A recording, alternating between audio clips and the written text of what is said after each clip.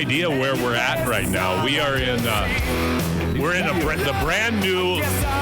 What did the weatherman Bill, the old CTV weatherman, the palatial palace? So he had some term, but we're in a brand new studio at Sports 1440. They're going through a major renovation in their studios in West Edmonton Mall. It is absolutely beautiful. I'm Paul Sir here with Ryan Reed. Ryan, good morning. Good morning. How are you, Paul? Doing great. I mean, how can you not be doing great with the kind of hoops that we've got to talk about today? The kind of weather, too, actually, while we're at it. Absolutely. It's not snowing. It's the sun's out. Life's good. We have to really, count our blessings because there's so much to talk about and so many exciting things to talk about. And speaking of which, we have a great show for you today. We're going to be talking with Pat Boylan, who has been with us on several occasions. Pat is the play-by-play radio voice of the Indiana Pacers and the Indiana Fever. Pat and I had a sit-down yesterday, and we had a long conversation. We'll be sharing part of that conversation with you on the show today at the top of the hour. You can listen to the entire interview on our podcast that we will post after the show today. So our goal always every week is to bring you the best basketball conversation by focusing on one thing and one thing only: excellent and intelligent execution. Just like we played, right, Ryan? Exactly. Yeah. That's how we played, Paul. Absolutely. Our text line, 833-401-1440, 833-401-1440. Any comments, any questions are always welcome. Ryan, I think we have a really, really good on-point poll today. On point's a good way to put it. We're talking about surprises in the playoffs, but kind of in a negative way. We're asking, what's the most shocking result or exit, of this playoffs? The Lakers exiting in round 1, the Warriors exiting in round 2, the Cavs exiting in round 2, and the Celtics exiting in round 2. Go on Twitter, basketball_show, or text us your thoughts, and then we'll share the best results. Great question. Who would you vote for if you had to say who was the biggest surprise? I will say it's funny making the question then saying it's a great question. I respect that. I'll say you're a wise guy. I'll tell you that you're going to have to pay for that one. So I'm plotting my revenge already. I'll say the Cavs exiting in round 2. Everyone fairly healthy. And the Celtics, I'd say the Celtics, but they were missing their best player or second best player according to some for the last. Who? The people you hang out with? Is that these the people that think Jaylen Brown's better than Jason Tatum? He won the Finals MVP last year. I don't know. Okay, anyways. Sherwood Park, folks. Yeah. So yes, I get it. So the Cavs, I'll say the Cavs just because they're basically healthy and they got in 5, and that's pretty crazy. It's a fair point. I think you're right. The thing that's interesting is you can make a strong case for 3 of the 4. I don't think you can throw Golden State into this and say they're the most shocking because they lost everything when Steph Curry was hurt. But the other 3, I think you can make an individual case for each of them. The Lakers were a train wreck. The Cavs, as you described, but also the Celtics because they had 20-point leads in the first 2 games in the fourth quarter or in the late third quarter. So to me, that's the most shocking that they were not able to maintain and control a lead with their championship experience. It's really inexcusable. And I think cuts to the heart of the flaw of the pocket protecting analysts, what the heck's the right word? Analytics nerds who have dictated this ridiculous trend of running up and down, hucking threes, and look at the result. Fly high, fall far, and live by the sword, die by the sword. All of those descriptors fit the Celtics' demise because when the comebacks were started by the Knicks, all they did was continue to chuck threes. They never gathered themselves, attacked the basket, got to the free throw line. They just chucked threes. It's such a stupid strategy that makes no sense.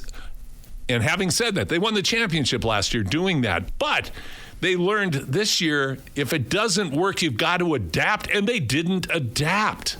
They just kept chucking. You have to, exactly. I don't think the idea of living by the 3 is terrible, but when it's not working, you have to fix it. But they didn't. As you mentioned, they didn't. They kept going and going and going, and people are missing threes over and over and over again. And the opposing team, well, in this scenario, the Knicks were just like, that's fine with us. Keep doing your thing. Like, we'll let you do that, and we'll keep crushing you. Well, and the thing is that when you're playing the game and when you're coaching the game and you start getting that feeling that a change has to happen, the key and the art is make the change. And I know from my long coaching experience what it's like to make a good adjustment and what it's like to make a terrible adjustment. More good adjustments than terrible adjustments. Well, I don't even know that, to be honest, because I'd have to really sit and think about that. I know I can certainly recall more readily the terrible adjustments I either did make or didn't make, but it boggles my mind when I watch the NBA. I find the NBA at sometimes maddening to watch because of the commitment to just screen and roll and doing certain things certain ways. I really miss the actions or the sets that teams run that I think are really effective, particularly when you're struggling, trying to get a primary player, a good shot. And what happens is when you run good sets, if you don't get the primary player a good shot because teams are keying their defense on them, you're going to get a secondary player a better shot because the defenses will overreact. But when you're running the same play over and over again, the outcome, and I say that these are fantastic athletes, fantastic coaches, but you still can sit from afar and go, I just don't get that. Plus, look at the power of the mid-range game in some of the best players in the playoffs. You've got Shai Gilgeous-Alexander, Jalen Brunson, Nikola Jokic, all with fantastic mid-range games. Even on the Lakers, the team that like Doncic and LeBron are totally okay from there. Absolutely. So this obsession with 60-plus threes a game just drives me nuts. But anyway, I digress. I want to talk.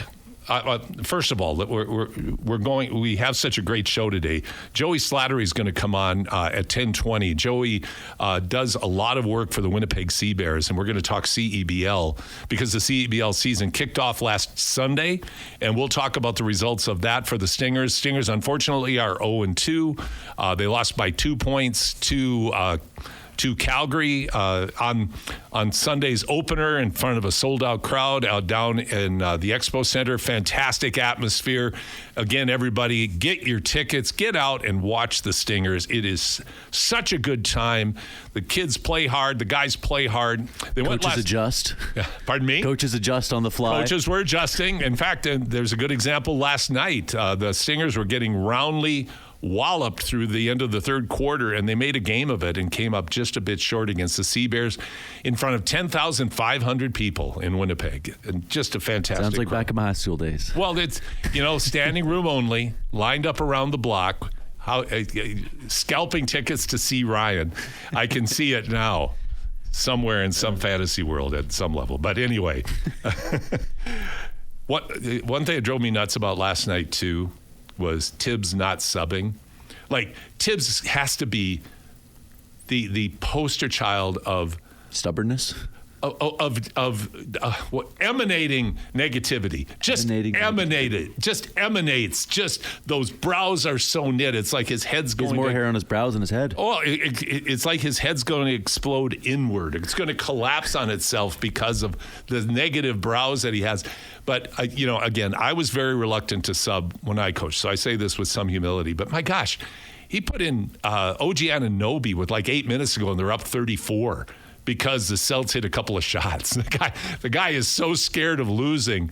And Richard Jefferson, one of the color analysts, was saying, he said about 5 or 6 times, Tibbs has got to get these guys out of here. He's risking an injury in meaningless minutes. He did it with Derrick Rose in the playoffs. Yes. There's a prime example. Cost him a career and cost them the playoffs. It cost them everything. Cost Derrick Rose everything, keeping him in too long. He still made a good amount of money after that, but he did okay. There was lots of zeros at the end of the check, so he's doing all right. But we've got to focus the rest of this segment, Ryan, on this magnificent series between the Denver Nuggets and the Oklahoma City Thunder. What a series of great basketball games. This last game in Denver was magnificent to watch. Denver's capacity to rally in just terms of clever, high level, intelligent, high effort, high energy, shot making, passing, rebounding, running the court. I mean, it was fantastic. And then watching Gilgeous-Alexander really catch fire in the second half. So good. But boy, oh boy, does that set up, I think, a compelling Game 7. But let's just, I want to talk about why Nikola Jokic had two plays that, to me, just once again define why he's the best player in the world. Second half, I think probably fourth quarter, I don't know if you saw the no-look pass to the cutting Christian Braun under the basket. Yep, I did. Prime time. And you know what? When they show the slow motion replay of that, you see the peripheral vision of Jokic catch Braun's cut and then looking away and making the pass. On point, on the money, no look. Unbelievable. Just unbelievable. And then I think the next play, at a critical time when the Thunder were and the Nuggets were close, critical basket by Braun, who had a great game, really stepped up and has really struggled with his shooting, but he didn't. Well, they just leave him. Well, they leave him wide open, and he answered. But his rebounding, his running the court, splitting defenders, going to the rim hard, and he defends really hard. But the next play, this to me is the quintessential definition of Nikola Jokic, where he looks like the YMCA guy on Saturday afternoon, and yet you can't stop him, is he catches the ball at the high post, gets Lou Dort on his back, takes one dribble into the lane, and with his left hand, flicks it up about 8 or 9 feet away from the basket at the rim, soft touch, rolls around, falls in. Somewhat innocuous play, but the intelligence to seal the defender, go into the lane while the other defender's closing out, and then softly put it up on the rim at a critical juncture again. I mean, this is primetime stuff, pressure stuff. It just, to me, is emblematic. Never mind hitting the threes, dominating the boards, point center, not point forward. He's a point center. And then add into that Jamal Murray's courageous effort, given that he was sick. And then Strother, the second-year kid out of Gonzaga. Big-time shots. Big-time shots, confident, wide open. It was magnificent to watch. And this is a game they won without Aaron Gordon or Russell Westbrook being particularly effective. And fingers crossed. And Aaron Gordon might be out for Game 7. Yeah, that's scary. That's scary. If Aaron Gordon's out, the Strother minutes, I guess, are going to be more and more. Watson and Strother are going to have to fill that gap. And MPJ will have to figure his shot out too. Yeah. He'll probably play him at the 4 then, right? Like, I can't imagine they play Strother or Braun at the 4. No, so they'll have to play. MPJ will have to be the 4. He'll have to be the 4. Like Chet, if they do Hardenstein-Chet, that's a little bit of a problematic matchup. But you know what? I think. I'm curious because I know Porter has been battling that awful shoulder injury, and it really has affected his play. Since like Missouri, he's been battling that. Yeah, shoulder I know. It's you just hate seeing a chronic injury like that. I mean, the devastating injury to Jason Tatum. When he went down, my first reaction was it's an Achilles because he didn't step on anybody's foot, and he just fell flat. He also grabbed at the back of his leg, and you could see it in slow-mo. You can see it like zip, like unravel kind of thing on the back. Oh, can you really? Yeah. I haven't seen that. I had that happen.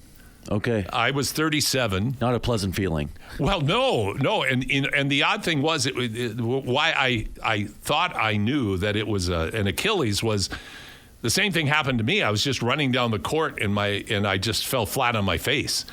And then it really hurt, of course. But the good thing about Achilles injuries today compared to when I went through the rehab is the technology's better, the knowledge is better, everything about recovery. There are a lot of instances of elite athletes having ruptured Achilles and coming back 6 to 9 months later. And KD's also been pretty good since then. Absolutely. He's maybe athletically not been the same, but he's still one of the best scorers, if not like a top 3 scorer in the world. And I think you just hit on the key element. You're bound to lose some of your athleticism because your body's changed. It accelerates your aging a little bit, basically. It does. KD was going to lose a step anyway. Kind of just put that forward. Yeah, but Michael Jordan lost a step and changed his game. KD has done the same. Tatum will have to do the same. Did Dominique Wilkins have that happen too? He did. Yeah. Yeah, he was. Wasn't he ridiculous when he came back, Stu, or did he completely lose it? I'm trying to remember. No, he didn't completely lose it, but he wasn't quite the same. He was still very, very good, very, very springy, but just not the same. We're going to take a break right now, and when we come back, Joey Slattery is going to talk about the game last night with the Winnipeg Seabears and the start to the CEBL season. Following after our conversation with Joey, we'll get back to more NBA talk. We're going to talk about are the Celtics going to have to blow their lineup up? What are the Lakers going to do? What about the outcome of the NBA draft lottery selection with Cooper Flagg going to Dallas of all places? I'll tell you, the big guy upstairs has a sense of humor because on top of that, to have that happen is just amazing. So we're really excited that you're with us this morning on this beautiful Saturday morning, listening to the basketball show on your sports leader, Sports 1440. Welcome back to the basketball show, Sports 1440. Paul and Ryan here today on a Rolling Stone Saturday. Pleased to meet you. We're pleased to bring in the play-by-play voice of the Winnipeg Seabears.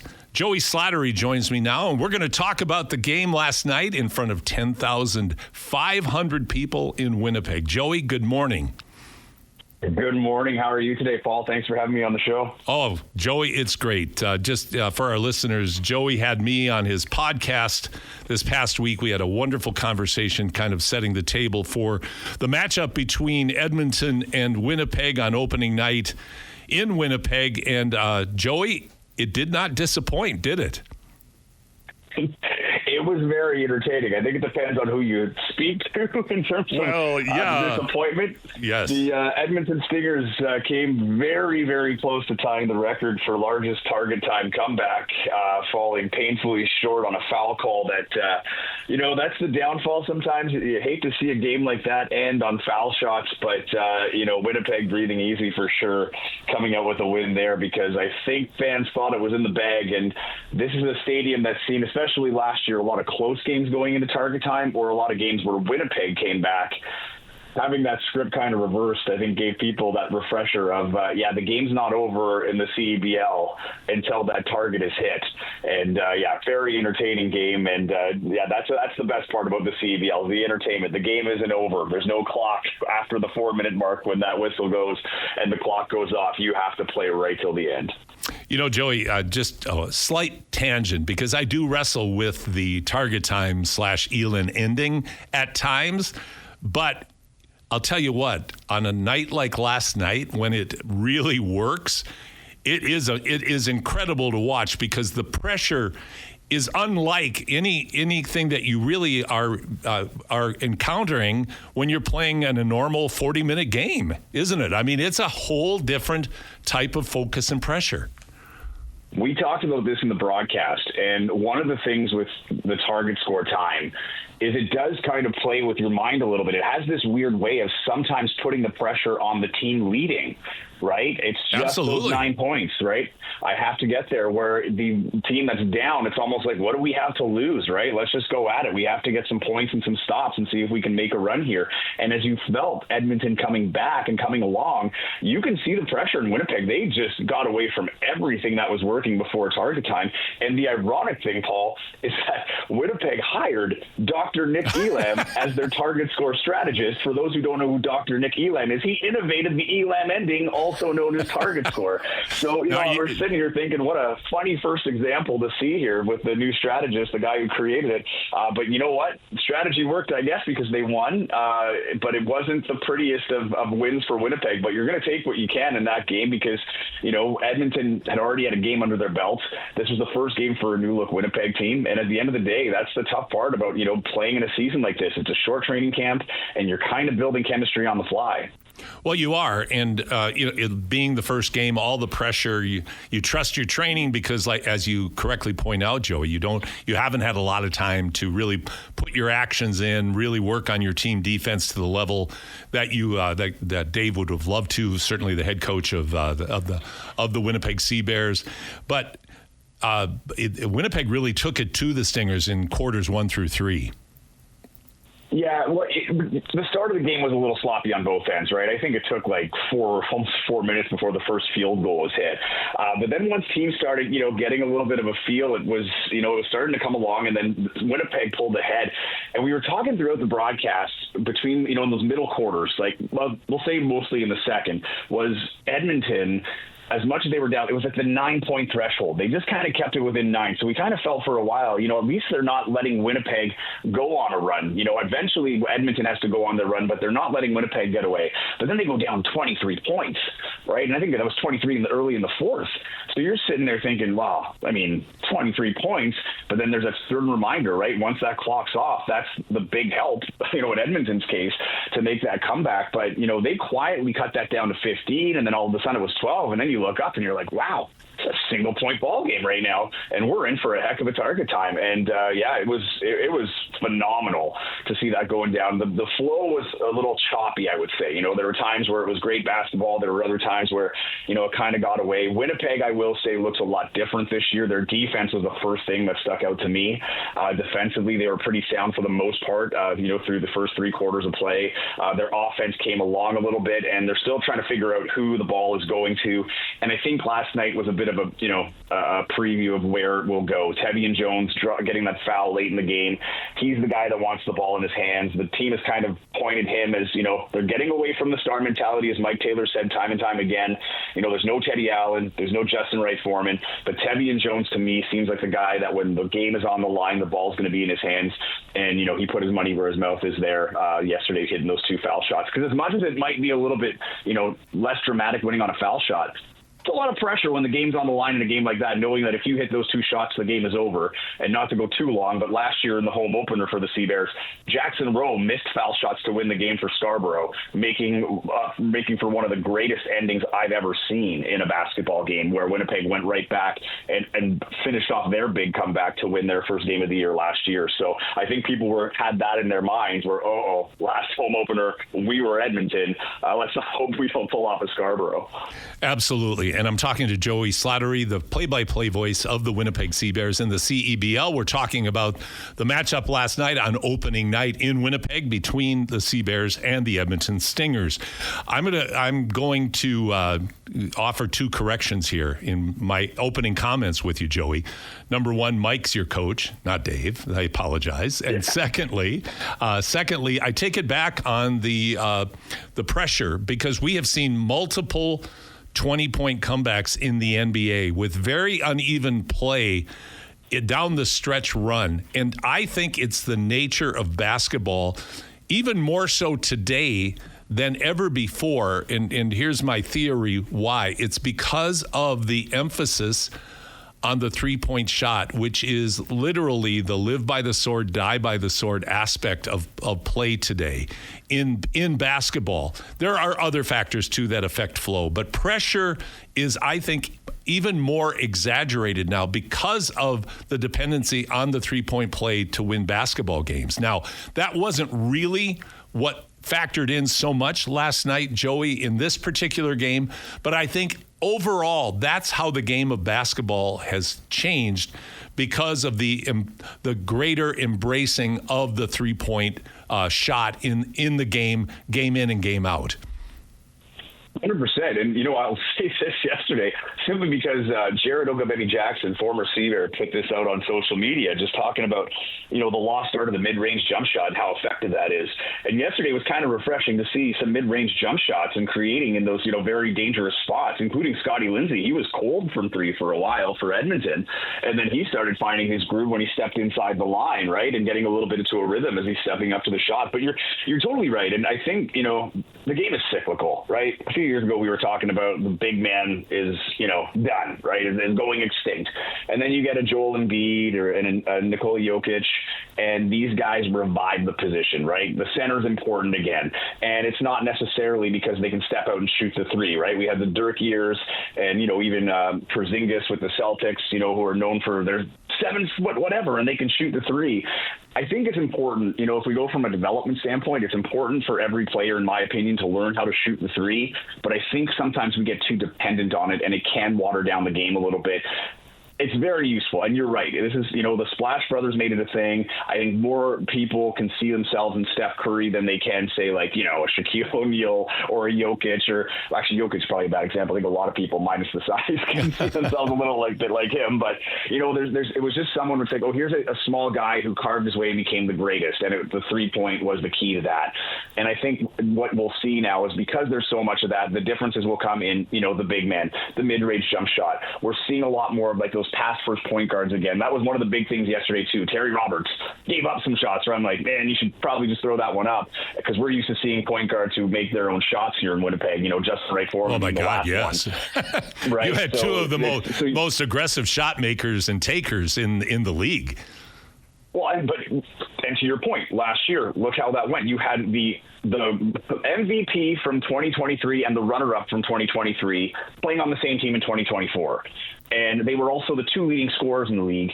And Winnipeg was knocked out in the play-in round for a second straight year to Calgary, right? So, just because on paper you're stacking up all these points and getting all these shots does not necessarily mean the win. And, talking to Jordan Baker yesterday during the shoot-around for Edmonton, that's the one thing he was saying, is getting guys, out of that mentality of, like, I got to get my numbers, and buying into that team game again. Because when you look at the teams that truly do well and are year in and year out contenders for championships in any league, there's usually some continuity and there's usually ball movement. There's not as much ISOs. They're there when you need them, but they're not dependent on. And I think with the 3-point shot, a lot of times we're seeing transitions where that first shot goes up and you're wasting the time, you're wasting the possession.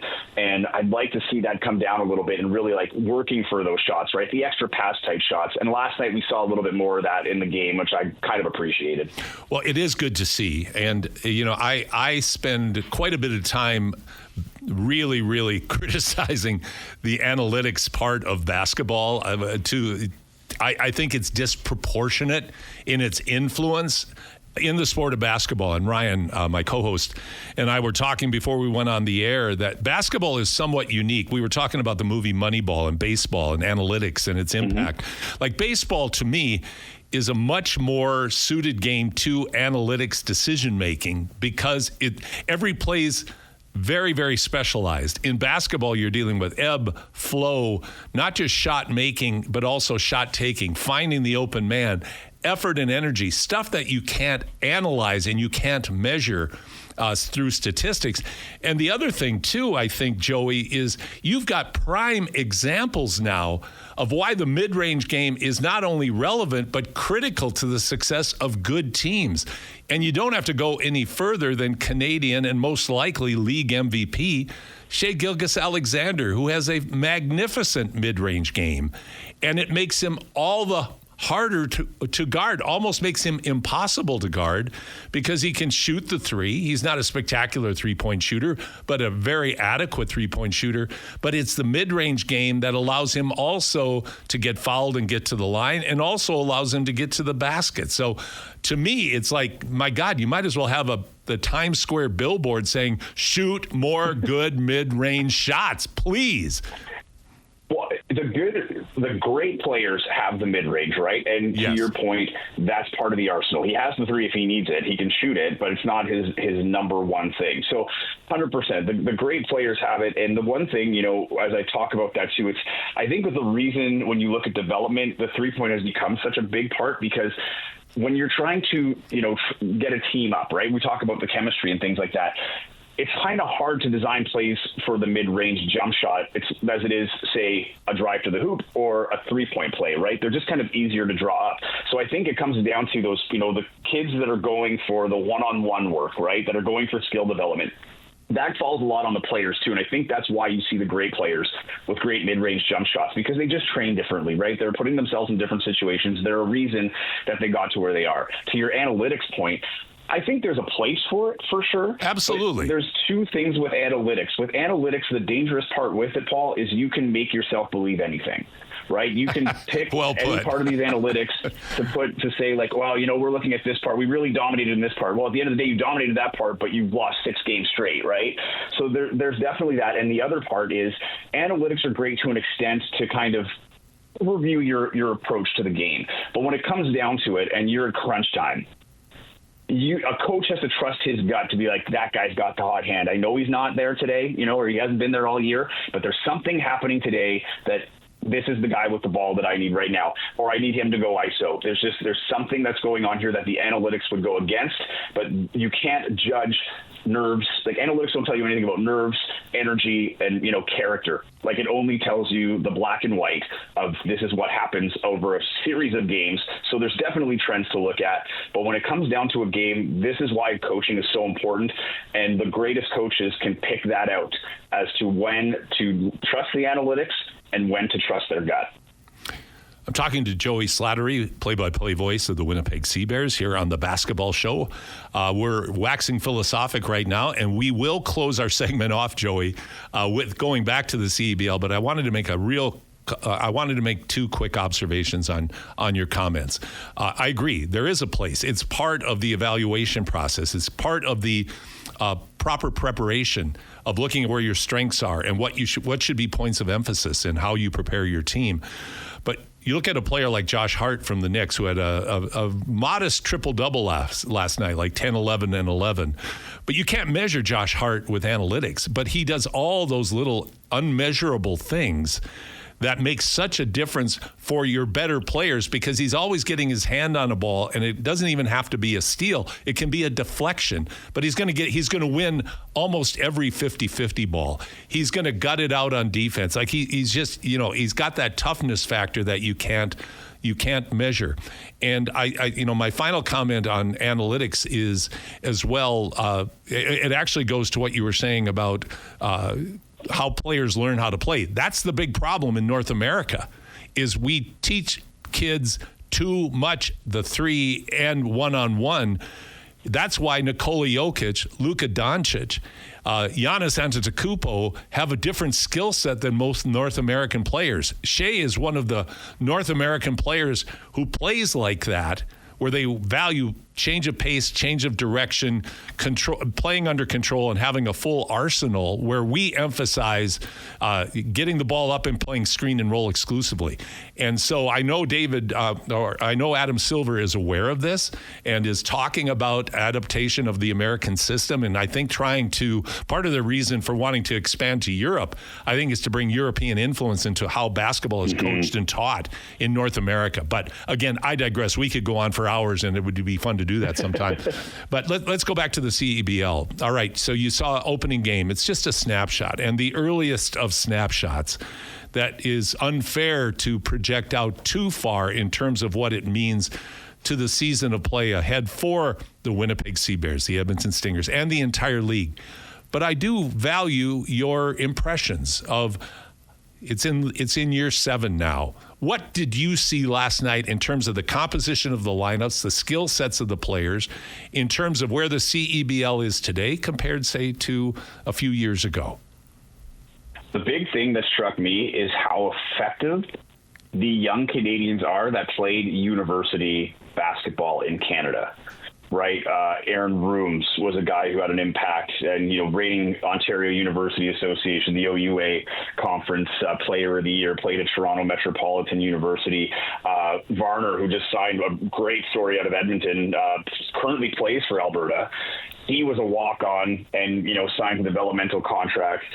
He was in the game last night. That was the same as Darren Watts, who plays for the University of Manitoba last year with the Seabears, getting some playing time. But I think the big thing for me is just seeing, as I'm going through the roster sheet, there's a lot of guys on there that have Canadian universities on their bios, and they didn't graduate that long ago. So to me, that just kind of tells me that this is because the CFL or the CEBL has that influence, right? There's something to reach for. There's an avenue to play pro, which, I think helps in the development. And these guys are also going back, right? These development players go back to their schools and kind of bring back what they learned. Every time you talk to these guys, Paul, and I know you talk to them too, the first thing they say is like, oh, I'm learning how to be a professional, right? I'm learning from the professionals. And I think it's going a long way. The other thing from, at least from Winnipeg perspective, was just, I think we saw yesterday, the star mentality is gone. That was what they built it on. I think it worked great for marketing, right? For a new team, all the credit to Teddy Allen for what he did do in Edmonton, or in Winnipeg rather, and getting people into the building and, buying his jersey and all these things. But I think in terms of success, you need that team play. You need to be selfless with the ball in this league, and it has to move quickly. And the teams that can do that tend to find the success in this league. And it's easier said than done. These are all guys that are chasing their next contract, right? Chasing the NBA. And for a lot of these guys, they're worried about, hey, if my numbers go down, I might not sign that, top division contract in Europe. I might not get that G League deal because my numbers don't pop, or whatever the case may be. But at the end of the day, if you're getting to championship weekend, that's where the scouts are, right? That's where you're going to see the G Leaguers, the NBA guys, the European guys. They're watching these games. And when they're building their teams, they need those role players. I think the league is elevated considerably. The talent on the floor, even from going back to the first Winnipeg year, has grown immensely. And if I go back to 2019, when I was still living in Edmonton, going to Stingers games, it's night and day. I mean, some of the guys that were legends at the start are still good players, but it's all caught up, right? You had some Canadians that kind of led the way to start things off, but now you're getting some top-level Americans that are fighting for some very limited spots. So it's elevating the Canadian game as well. So I think the league is in a great state. It's very competitive. Edmonton is now 0-2 in 2 very tight games. I'm very interested to see Vancouver, because Vancouver right now, my early impression is they're the team to beat this year. They're the reigning West Division champions. They lost in the finals last year. Mitchell Creek is a guy that is worth the price of admission. You talk about a team player who's a star but doesn't act like it. I think he's the epitome of that. But I think we're in for a great season this year, and the West looks particularly strong. Love your assessment. A couple of quick comments. The vision of the CEBL was to, I think, inspire Canadian kids to transform it, to found it, to mold it into a FIBA-like league, similar to what they do in countries around the world, where there are limits in terms of how many Americans, how many international players you can have on your team. So the emphasis is still on Canadian players. It really is taking root, because, as you say, now you've got, like in the case of Aaron Rooms, Aaron last year was, a rookie in all respects, where this year he had that year under his belt, had a phenomenal season in his university year. Now he comes back and he's ready. He's ready to contribute. Mm-hmm. And so you're seeing that benefit in all respects, kind of going into youth sports, and also bringing the NCAA factor in for Canadians playing NCAA. But I also think, that shift to more and more G League players makes a lot of sense, as long as you can access the Canadian talent, because one of the challenging factors, particularly now with the CEBL extending its season, is you're going to wait a long time, as teams are, for players to come back from Europe, and you're going to lose players prior to playoffs because of their European contracts as well. So the G League synergies make a lot of sense, don't they? Well, almost exclusively this year, the Seabears have signed G League guys, right? Like, for their top players, with the exception of Simi Chatou, who's still out in Greece, and he'll be back, so he's missing the first couple of games. But this is exactly the point, because the season kind of lines up better with the G League, so you can stay the full season. European teams are crazy sometimes, in the sense that you talk to these pros, they have to go so far in advance for like a 2-month training camp, and they will, get threatened in the sense that, well, if you don't show up, like, we're going to have to terminate your contract and bring someone else in, right? And there's a lot more money on the line when you're playing in a winter season, right, at some of these top divisions. divisions. So that's tough. And one of the things, I was discussing with someone yesterday, but, I'm thinking about it, if you look at how to work this out, I wonder if there's an avenue for the CEBL where you have it kind of like in a baseball structure where you affiliate with teams and it kind of becomes like your short season single A short season baseball, but with basketball, where you can have these things where now the teams can keep an eye on the players of their prospect pool, have a deeper prospect pool, and guys can get the development where a summer of rehab and skill work might not be what they need. They might need the competition that they're not getting during the winter, where you're still getting the top end talent coming through this league and keeping the Canadian rule. I don't know if that's something that would work, but it is something worth exploring because it would help teams at least stay connected for the longer term, because it's tough. Last year, same thing with Winnipeg. They had David Wencat, who was a fan favorite here. Well, he had to go off to Germany because his team, they elevated. They won their championship before he missed a few games or missed training camp because he was late because he won the championship in Germany with his team, and then they went up to the next division. So he had to leave even earlier. So he played a really short season, and he left right when the playoffs started. And the year before that, it was EJ Anasike. So the Seabears have been victim to that for sure, where they lose some of their best players at the worst possible time. And this year they're hosting championship weekend, so they know that was a conversation had with these players.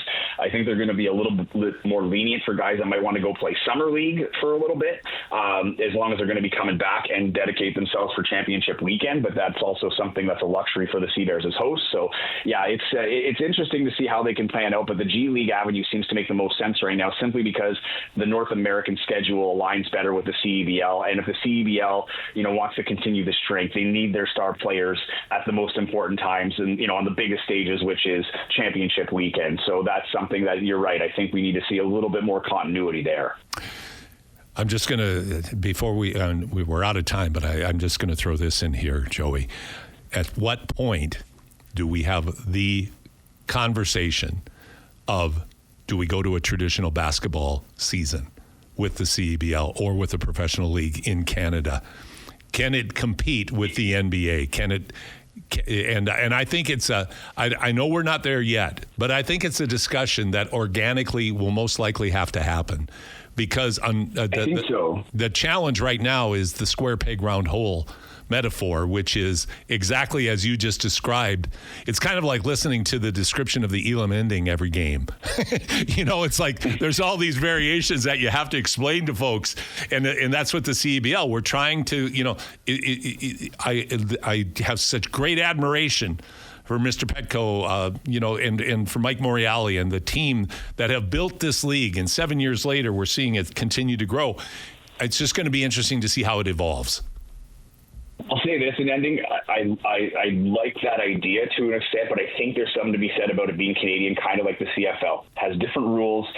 In Canada, it has that summer vibe. That's true. Right? I don't know if the excitement's there in the winter, and there's something about that 24-game race. It kind of feels like football, where every game's important. If you go to traditional 62 games, you start talking about those dead spots, and you're competing with the Oilers, and you're competing with the Jets and the Canucks and the Flames.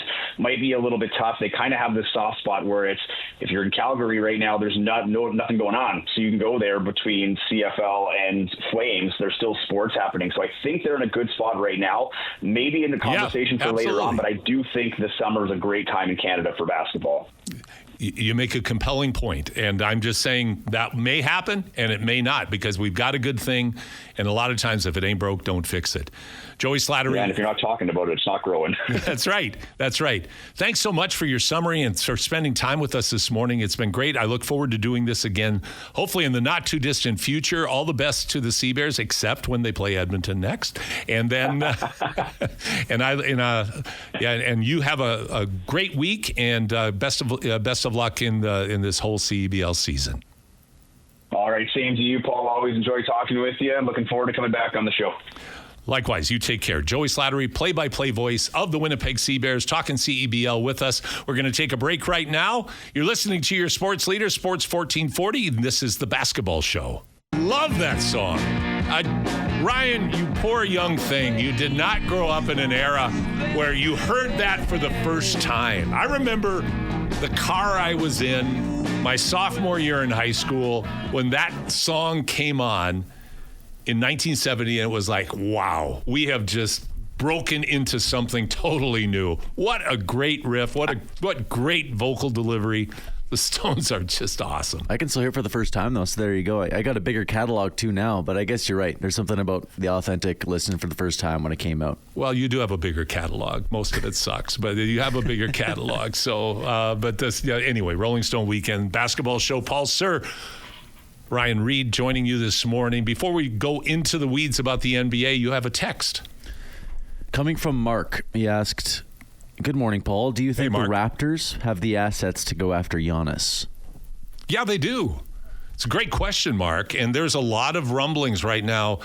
And I think it's safe to say that Masai Ujiri is a bit of a renaissance man as a general manager. Like, he's not your typical guy. Like, with all of his just tremendous work that he's done in Africa, but his, I think, reputation as a wise, intelligent man with global compassion has made him, I think, be looked at in a different way than a typical NBA GM may be looked at. And where I'm going with that is, it sounds like that he has a strong relationship with Giannis Antetokounmpo. And it, again, you read between the lines and you don't know how much of this is true and how much of it is speculation or fabrication even. But to your point, Mark, it seems like Giannis has a sincere interest in the Toronto Raptors. And so do they have the assets? Yes. But that means you're going to be looking at Scotty Barnes. You're going to be looking at Brandon Ingram, which for me is like, please look at getting rid of Brandon Ingram, because we have no idea what he's going to bring. I don't think they'd trade Brandon Ingram for that, though. No, they'd give the Bucks want Brandon Ingram if they're trying to go into like a little bit of a reset. I guess it would just be on potential. It'd be like Scotty and a couple of younger guys probably. Oh, a couple younger guys in Grady, draft picks. Scotty, Quickly, and and a bunch of picks. Yeah, the thing with the Bucks, though, they don't control any of their picks until 2031. No, this would be just. So they'd still have to compete. They wouldn't be able to just tank. But yeah, no. But I guess knowing the Mavericks, you can just jump right up for the middle of the lottery anyway. All you need is one. You're gonna you have as good a chance as anybody as winning, as the Mavericks prove. But I think it's a great question mark. Do they have the assets? Probably.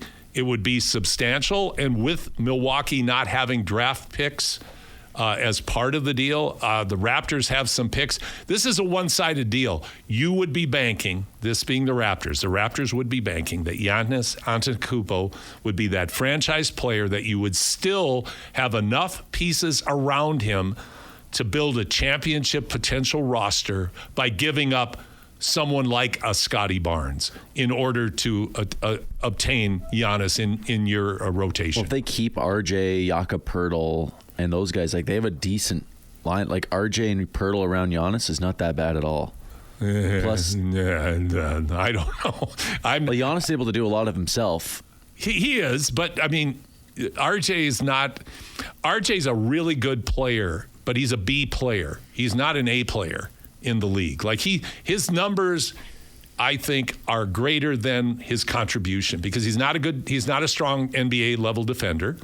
He's a better passer than he used to be. And I'm not trying to cut RJ down, because I know he's Canadian, and that's wonderful. He's been proudly playing for the Raptors. He continues to get better. He's extremely young, so his potential, there is still upside to him. Isn't Steve Nash his godfather? Yes. Pretty sure. Yes, he is. So if there is some mystical union there, your Lord of the Rings and Star Wars stuff's coming out right now. The Force is with him because of Steve.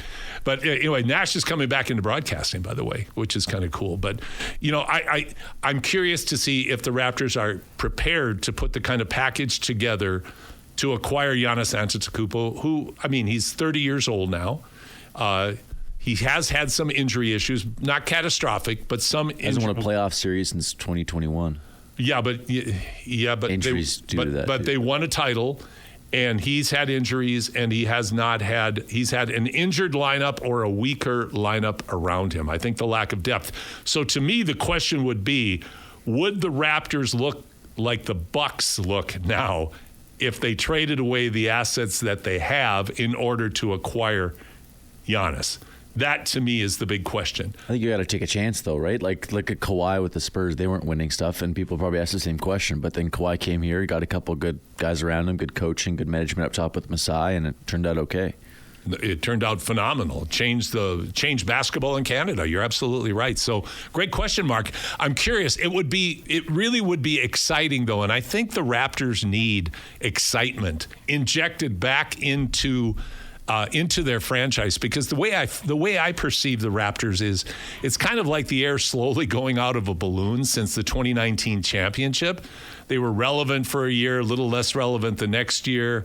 And now the last 3 years, they've been really struggling to be engaging, to be, what's the right word? To be a must-watch kind. Captivating. Captivating. Good word, young man. Good. That captivating. We need more we need to be captivated again. And I think Masai Ujiri, he's made some questionable moves, and he hasn't made enough moves, I think, for a lot of people to feel like there's enough being done. And that's so easy, being an armchair quarterback, to be able to sit back and say, you should be doing more. He's a methodical, really bright guy. The Atlanta Hawks are desperately trying to steal him away from the Raptors right now. So it'll be interesting to see. So let's do our in the weeds about the NBA. Here's a first question.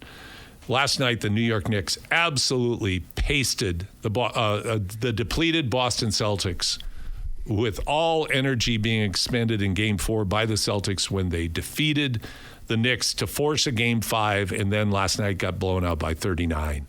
Do the Celtics they came off their championship year, had everybody back, and now is it time for the Celtics to blow things up?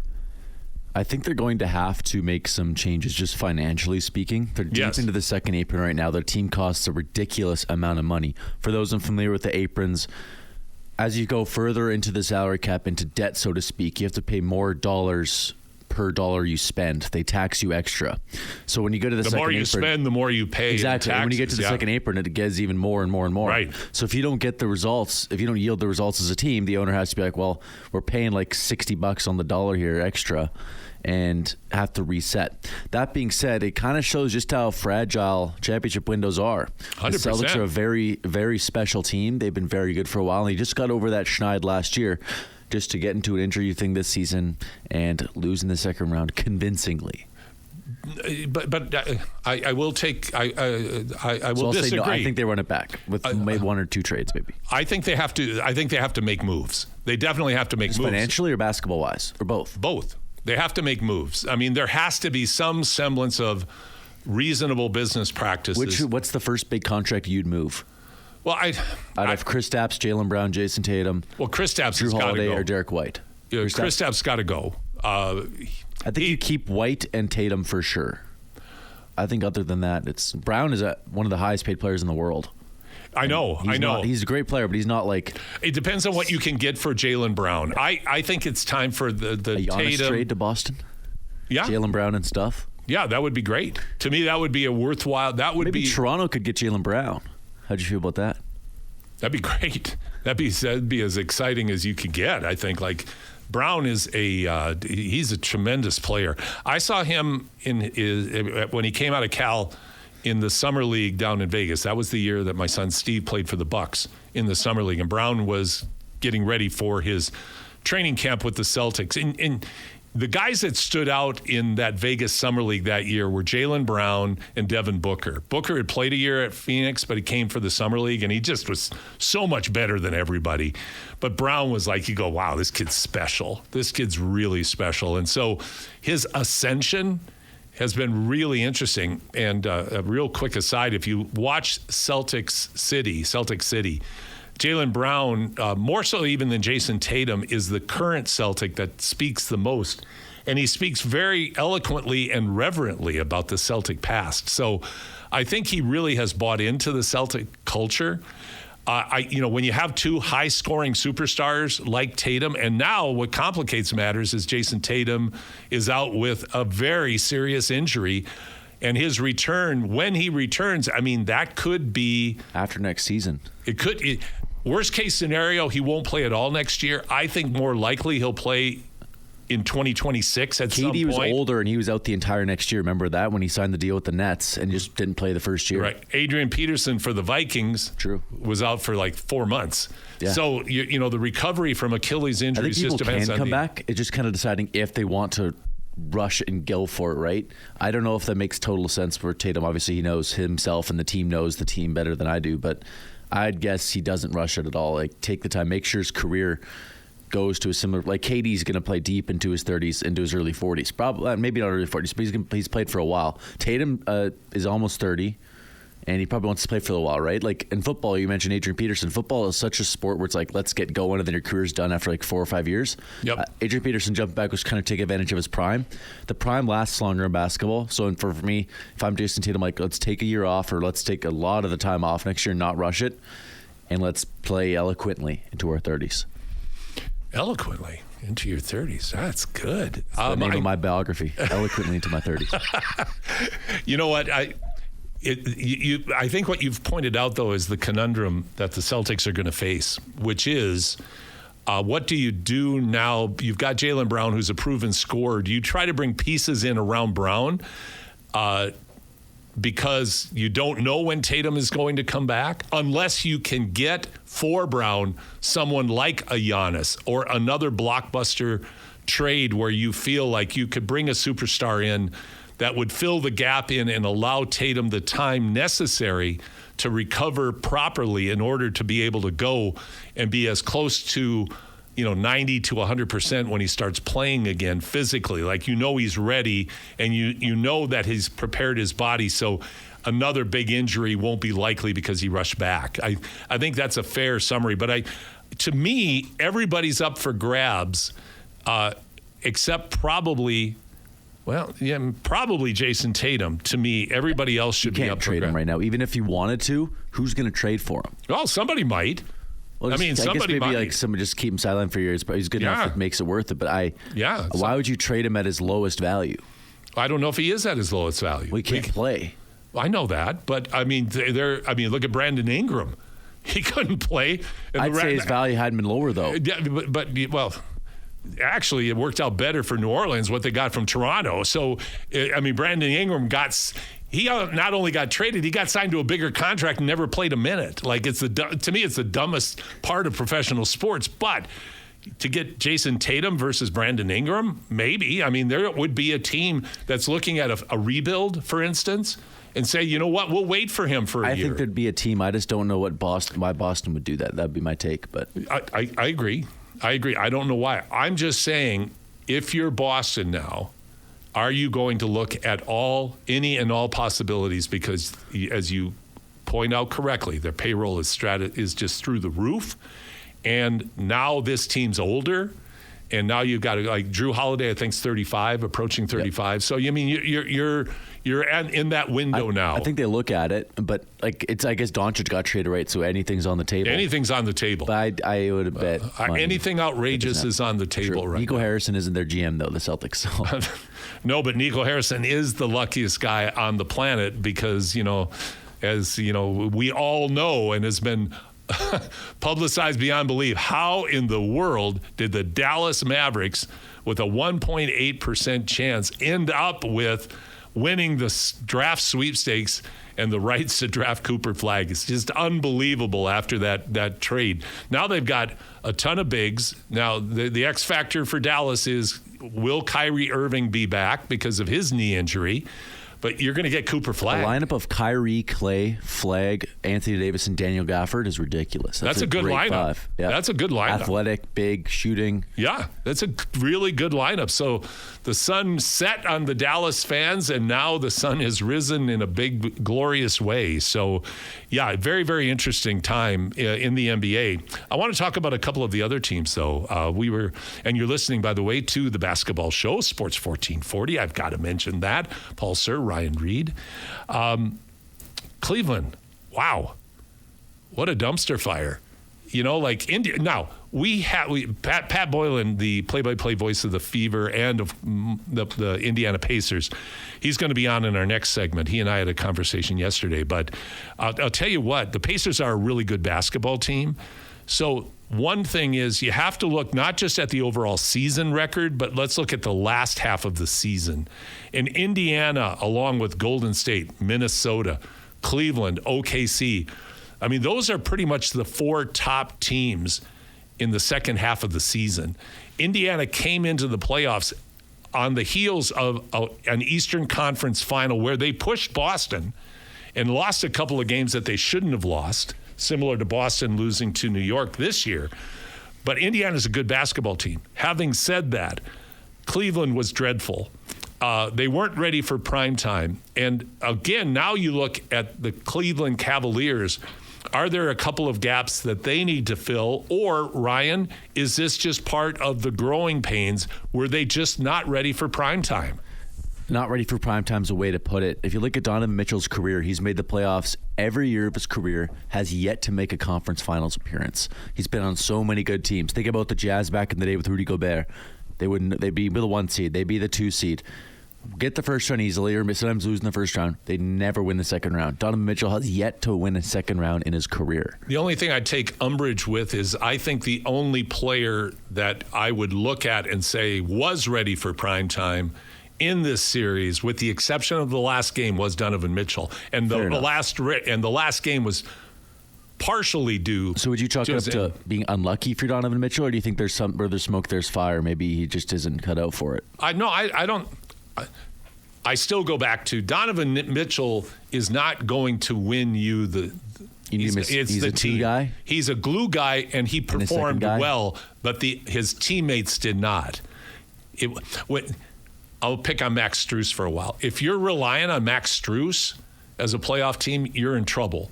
He's just not quite good enough. He's a role player who's probably a 10 to 20 minute player on a good night. He made a finals run with Jimmy Butler in the Heat, right? He did. He was playing well. He did, but as a role player, not as a primary player. And so I think that's a gap. But the bigs weren't ready. And again, it comes back to it is so tough to win a series in the playoffs. And you have to peak at the right time, and we'll touch on that in just a second. Who's peaking at the right time? But the Cavs certainly they went into the playoffs playing reasonably well, but they obviously they blew the Heat out, but they were not ready for what Indiana brought, and they melted. That's how I see them, and they had some injuries in the midst of that too. A couple of their players were banged up and hurt. So a lot of playoff victories and defeats are contingent on the conditioning and the shape that your best players are in. And Cleveland definitely had to make up for that. Plus add the fact they're not a seasoned veteran group ready to go, which is unlike neither are the Oklahoma City Thunder. They're just better. The OKC is just better. Before we end this segment, though, I want to touch on a couple of things before we go to Pat Boylan. We won't talk about the Lakers today. I do want to talk about teams peaking at the right time. One being the Minnesota Timberwolves. I'm a proclaimed. Anybody that listens to the show knows I'm a Timberwolves fan because of my ties to the Midwest and Minneapolis in particular, having lived there for a number of years and lots of Timberwolves and Kings, the 2 best teams for any podcast show. 100%. But the Wolves are interesting. Now, you have to put an asterisk by their 5-game victory over Golden State. And the asterisk is Steph Curry did not play. When Steph Curry played, he played well enough in the first half of Game 1 and for Golden State to take Game 1 in Minnesota and then lose 4 in a row. Golden State just did not have the horses. But the reason they didn't have the horses is because Minnesota did. Like whoever plays Minnesota, Denver or OKC, that's going to be an interesting series. Of course, we don't know how matchups are going to work out. But the Wolves swept the Nuggets during the regular season and were 2-2. They beat the Nuggets 4 times during the regular season. And they were 2-2 against the Thunder. So going into the Western Conference Finals, that's going to be a great series regardless of who it is. So the Timberwolves are playing extremely well. And the other one, as we'll talk about in just a second with Pat Boylan, are the Indiana Pacers. Talk about peaking at the right time. Rick Carlisle, their head coach, is a master classical pianist. You can see that in his I'm making a stretch here, but the metaphor is he's a lifer. He was a great player he was a good player, role player for championship Celtic team. He's been a lifer as a coach, but he's always consistent and tough. But one of the things that Rick Carlisle does that a lot of NBA coaches don't do is adapt to your talent, and he really has. He has unleashed the Pacers, and right now is accentuating their strengths. He actually does. I didn't know he actually does play the piano. I didn't know that. It's pretty cool. Yeah. No, he's a very talented guy. Playing some Beethoven for the guys in between games, I imagine. Absolutely. Get their heads right. So we're going to take a break right now, and when we come back, you're going to hear part of my interview with Pat Boylan, the play-by-play voice of the Indiana Pacers and the Indiana Fever, who are kicking off this afternoon when Caitlin Clark faces off against her newly constructed Fever team face off against her dreaded opponent, Angel Reese, and her Chicago Sky. So the WNBA season is kicking off in a big way this weekend as well. Thanks so much for spending time with us. We got a lot more coming to you here on the Basketball Show on your sports leader, Sports 1440.